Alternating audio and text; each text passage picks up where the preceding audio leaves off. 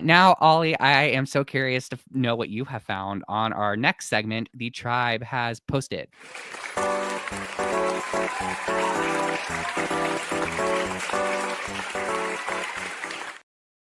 I found nothing. No, I'm joking.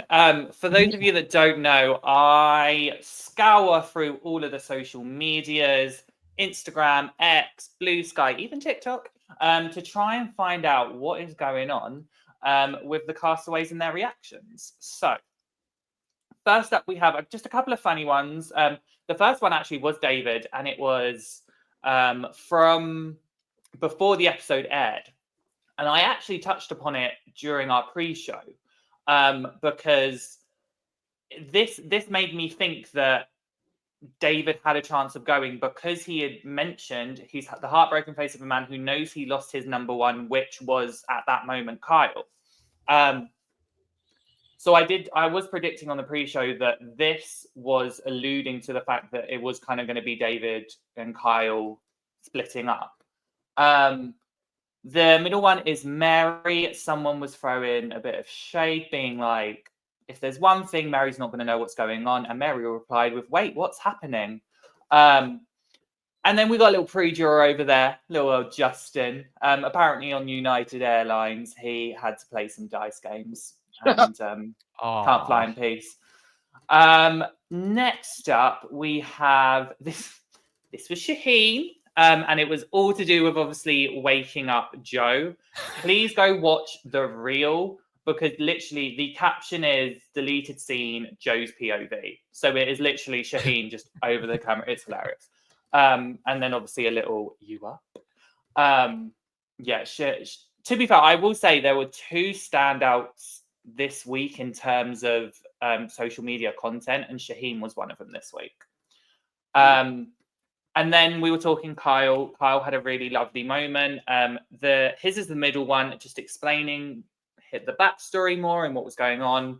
And then just a couple of the castmates. That was the first two I found. Eva and Stephanie just showing it and showing some love to Kyle and giving it more awareness, which I thought was a really, really nice moment. We give Kyle his props. I will say, if you haven't, go watch the reel because it's obviously informative, but it makes, in my opinion, it shows his relatability as a human being, even though some people might not think it is. That shade to whoever needs to hear it.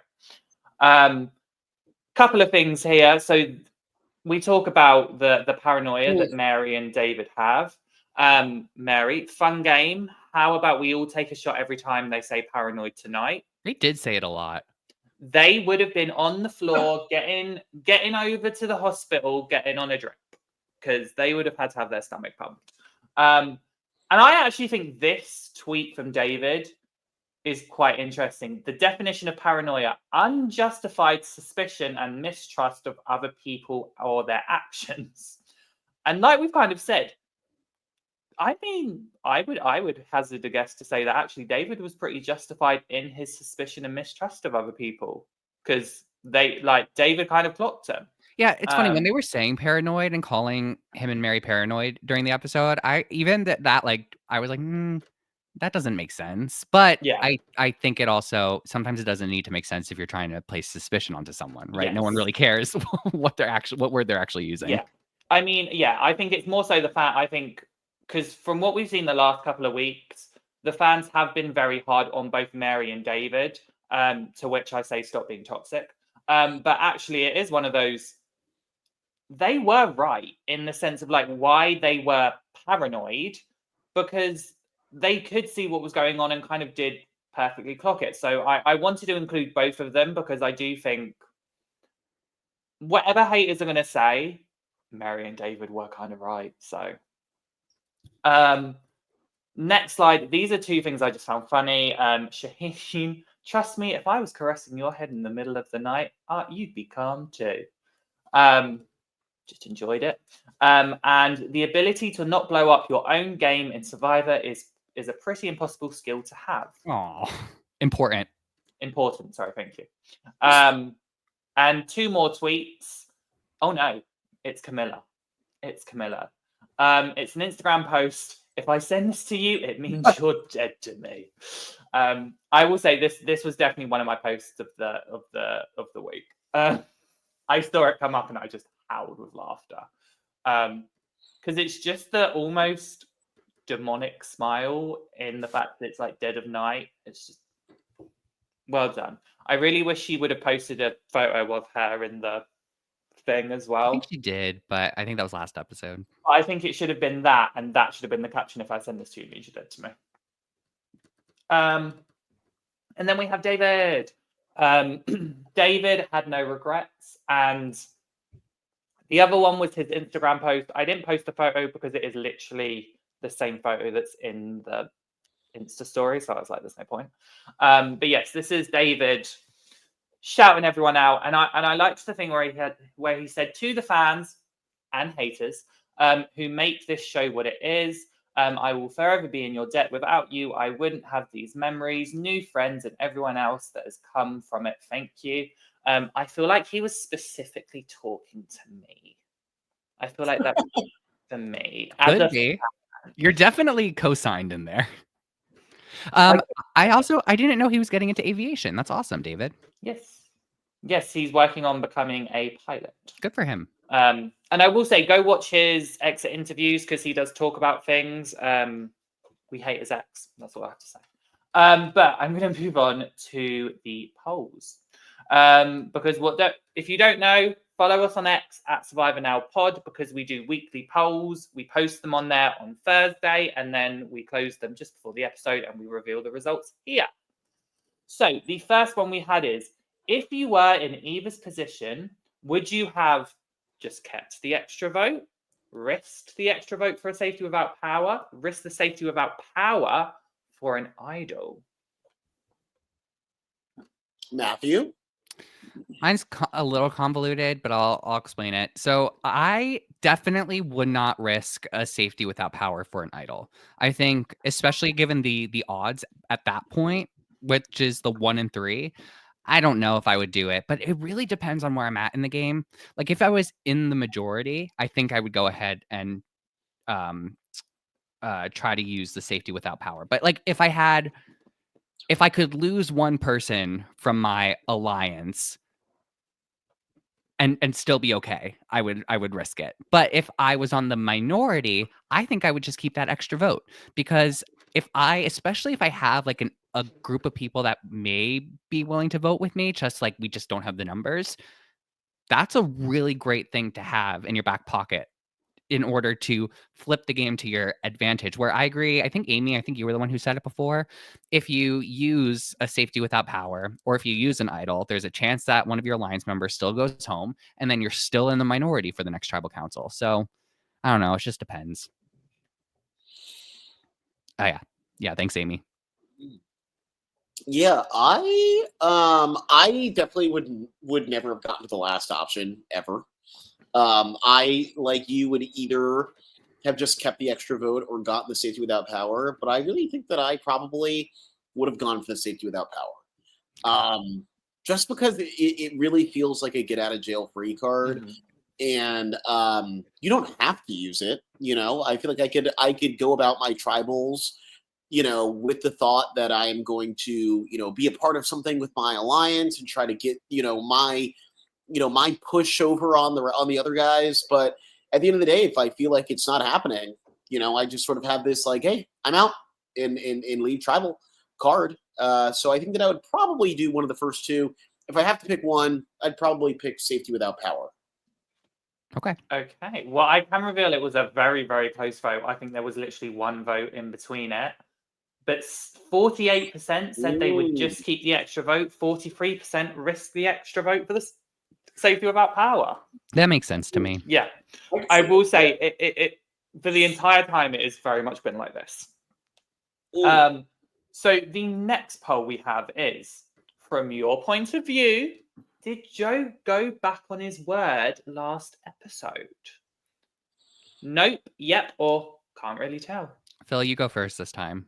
Well, when you say did he go back on his word last episode, do you mean like the previous? Like, do you mean the episode that we're podcasting right now, Yeah, so Or- obviously with I was referring to where David was kind of calling Joe out, being like, "You've gone back Hmm. on your word," and Joe was like, "No, I didn't." So that's the context. See, Ollie, you really need to get these questions approved by one of us before you post them.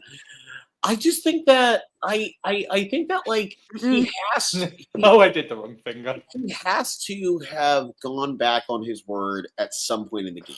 I don't believe that he has made it this far in the game, not having told anyone a fib or keeping someone out of, like the truth of what he's planning to pull at tribal council. Now, what David was specifically referring to, I'm not positive, but I think that I think it's tough. I think it's tough. I'll say I can't really tell, to be honest. To be like, I think that really would be my best answer. Zanz is on fire today, by the way. So, I love Zan's the chat. yeah. So fun. I think for this one, for me, I feel like going back on your word is saying you would do it and then either not telling the person that you're doing something different or telling them very last minute that you're doing something Mhm. different.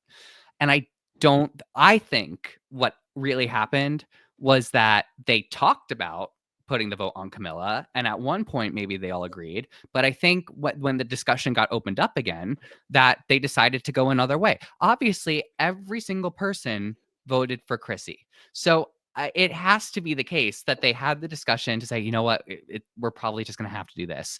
So I think if that's really the case of how it all happened, and let's just say they're showing us everything as it did, and there was no other discussions, which there was, I'm going to say, no, he was truthful.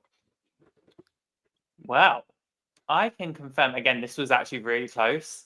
46% said nope, he was truthful. 42% said Wow. yeah, I will say for the majority of the poll, yeah, he went back on it, was leading. And it wasn't until today when we got the last few votes that nope, he was truthful actually beat him in. Like, But I won the really poll. thought I can't really tell was going to be more than No, only I 12%. am also surprised that I can't really tell didn't have more. Yeah. See, Zan, sometimes Phil agrees with me. Anyway, so Amy, I also agree with Amy. An outright lie is a different thing. So I agree with that. Oh, Mhm.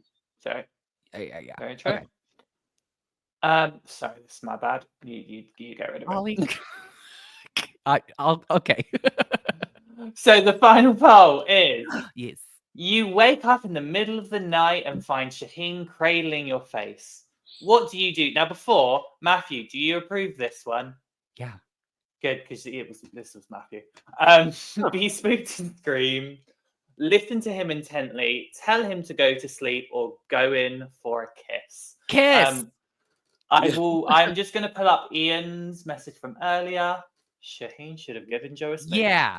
So we know where Ian goes. I think we know where Matthew goes as well. Phil, Listen intently. listening to you so nice. Do you want to know the results? Yes. Please. Well, 83% said they'd be spooked and screamed, but 28% would go in for a kiss. So just so you know, Shaheen, if you're watching, 26% of the people that voted in this poll would have gone in for a kiss. So don't you worry. They would have been calm. But this is from Joe's perspective. Right? You wake up in the middle of the night. What do you do? Shaheen is cradling your face. Yeah. You going for the kiss. Yeah. That's what I'm saying. 28% of this poll, 28% of the people that voted in this poll, Shaheen, have a lovely time. But in reality, I do wonder if I would freak out a little bit, because you're on an island in the pitch darkness, and then someone that you can't see right away touches your face. To be fair, I think if I would be in the 11% of tell him to go to sleep, because I think if I'd actually managed to get to sleep on that island, I'd be looking at him going, I'm trying to sleep, go away. Amy, I'm glad you said this. Amy says, I don't remember any cradling. Amy, I think I tried saying caressing when I came up with this question, but you're right. I think he did hold his head up a little bit. Yeah, he did. There was a little head holding. Yeah.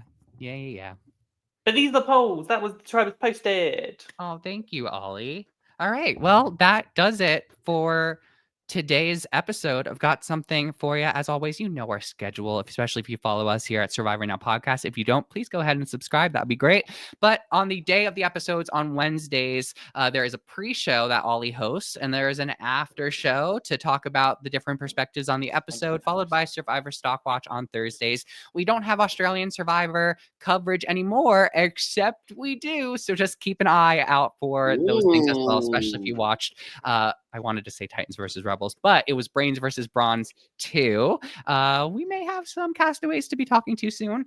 Then we have Got Something For You on Saturdays and Survivor Social on Sundays. Thank you all so much for joining us today. Phil, is there anything you want to say that I can agree with? You know, I've got a few things. Okay.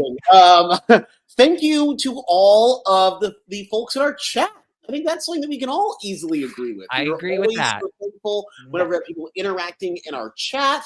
It is always so fun, and it makes it feel like you are just a part of the show with us. You know, you are like our fourth co-host. Do you agree to that, Matthew? I totally agree. Could not agree anymore. Ollie? No. On that note, thank you all so much. We are going to end this stream here, and we will see you next week to talk about episode 10 of Survivor 48.